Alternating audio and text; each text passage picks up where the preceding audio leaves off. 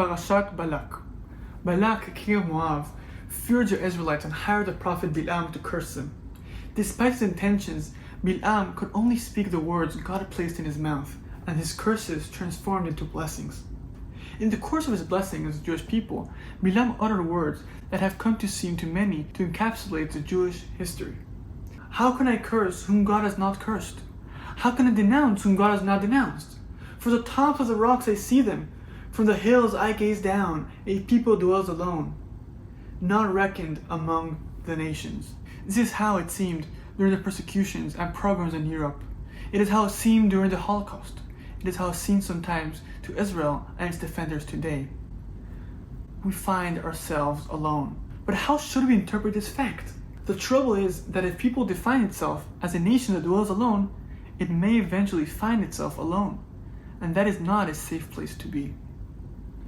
Besides which, levad, being alone, is that good or bad? The first appearance of the word not good in the Torah occurs when God says it is not good for man to be alone. Similarly, when describing as a leper, the Torah comments that he must live alone. He is bound to live outside the camp. And most famously, the word levad, lonely, is the opening of Ezra, Lamentations. How lonely and how deserted is a city that was once full with people. So except when the word alone appears in connection with God, being alone in Tanakh is usually not a blessing, it is a curse. This changes the way we understand Balaam's words. The sages noted that all of Balaam's blessings eventually turned into curses, with one exception. How goodly are your tents, O Jacob, referring to the Jewish people's home, synagogue, and house of study. The implication is that Balaam's words contain ambiguity. They could appear as blessings, but they contain a possibility of being understood negatively. How then do we understand Balaam's words when he said, "It is a nation dwell alone, not reckoned among the nations"? The traditional commentators understood this phrase not as a prediction of Jewish isolation, but as a statement of Jewish distinctiveness.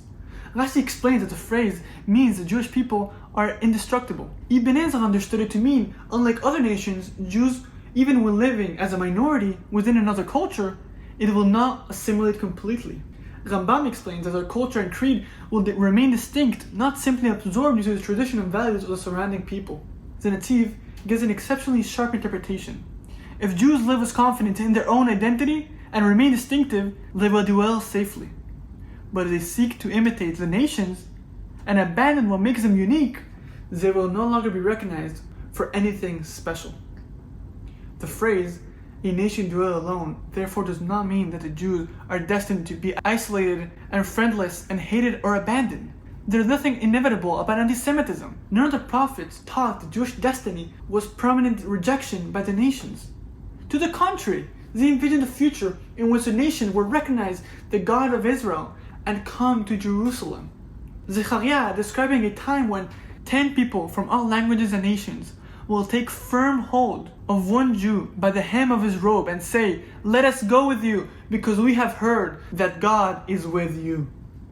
Antisemitism is not written into the script of history. The sages continued this great tradition when they taught that the righteous among the nation have a share in the world to come.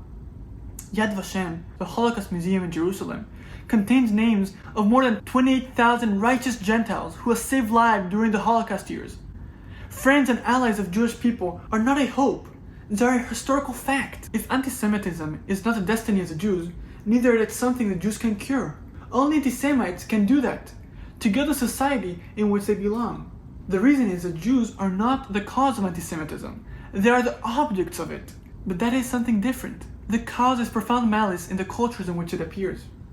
It happens whenever society feels something is badly amiss, when there's a deep dissonance between the way things are and the way people think there ought to be. People are faced with two possibilities. They can either ask, what did we do wrong, and begin to put it right, or they can ask, who did this to us, and search for the scapegoat. And century after century, Jews have been made the scapegoat for events that had nothing to do with them. Anti-Semitism is a sickness, and it cannot be cured by Jews. It is also evil, and those who tolerate it when they could be protested are accomplices to the evil. So what does it mean, a nation dwelling alone? The answer can be found in the distinction between being separate and being isolated. We're called to be a mamlechet kohanim v'goy kadosh, a holy nation and a kingdom of priests. The word kadosh means set apart. But to be set apart is one thing. To dwell alone is another. Leaders are set apart, but they're not alone. If they were alone, they could not lead. They will have nobody to lead. Artists, musicians, and athletes also live apart. They practice and prepare to dedicate themselves to their craft. But the separation has a purpose. It allows them to focus their energies and refine their abilities and contribute something to the world. Being apart is not an existential condition. There is no suggestion in the Torah that Jews are destined to live alone. God says to Abraham, "Through you all the families of the earth will be blessed." Abraham was different from his neighbors, but he prayed for them. He fought battles on their behalf.